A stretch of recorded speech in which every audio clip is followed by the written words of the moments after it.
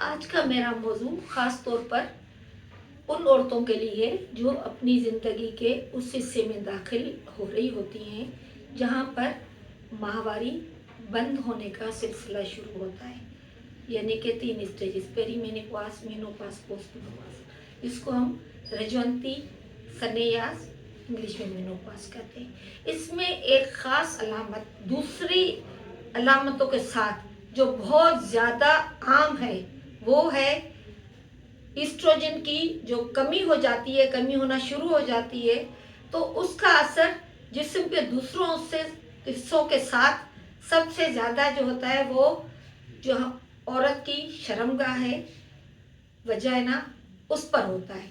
क्या होता है?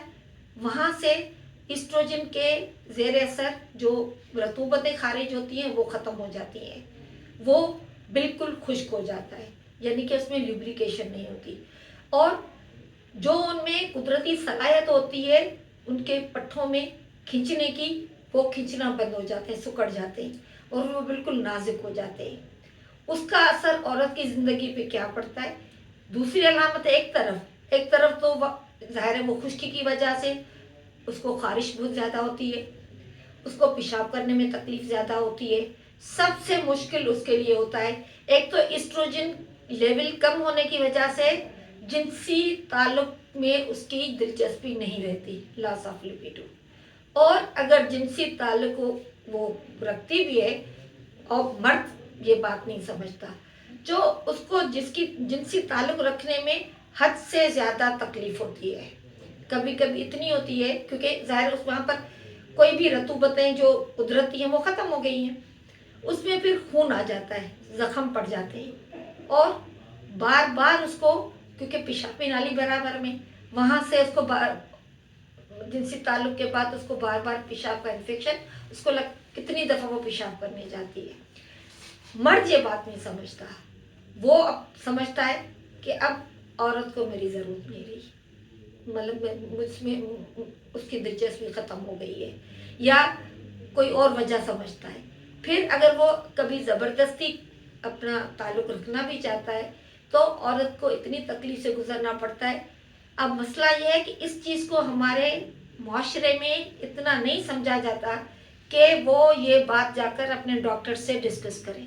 हमारे पास वो औरतें आकर डिस्कस करती हैं जो हमारे बहुत करीबी होती हैं, जिनके साथ पेशेंट के साथ लंबा अरसा हमारे साथ ताल्लुक़ होता है, थोड़ा बहुत वो अपनी फैमिली या हस्बैंड्स की बातें कर लेती हैं। अब इसका हल क्या है?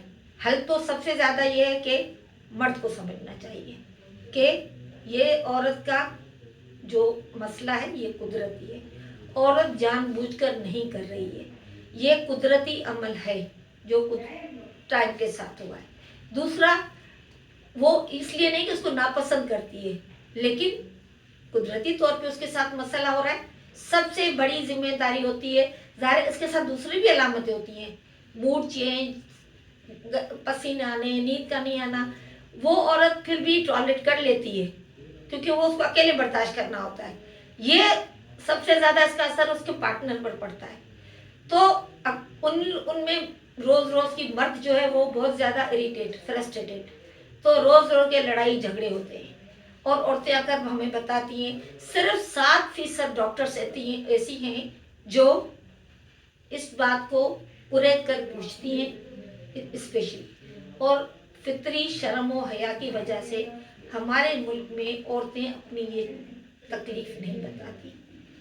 पहले ईस्ट्रोजन क्रीम आती थी जो इलीट क्लास है, वो ईस्ट्रोजन HRT लेती हैं, लेकिन आम औरत नहीं लेती। सबसे ज़्यादा औरत को 91% औरतों को भी नहीं पता होता कि मेरी माहवारी ख़त्म हुई है, उस वजह से ये मसला हो रहा है।